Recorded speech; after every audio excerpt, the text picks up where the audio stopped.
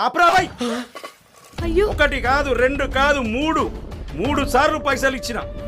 అరే ఒక్క కిస్తీ కట్టకుండా పైసలు ఇచ్చిన. అరే ఏడుకంచే వచ్చిండ్రు దందా చేసుకొని బతుకుతారని జాలిపడి పైసలు ఇస్తే అస్సలు కాదు కదా, మిత్తి కూడా కట్టాలి. మళ్ళా సిగ్గు శరం లేకుండా 4వ సారి పైసలు అడుగుతారు. మీ బతుకులకు సిగ్గు శరం ఏడుంటదిలే. అన్న ఇచ్చేస్తా. ఏమరా వాళ్ళు ఇవ్వకపోతే నువ్వు ఇస్తావా? మూసుకొని కూసా. ఏమైందిరా ఎవరు మాట్లాడతలేరు?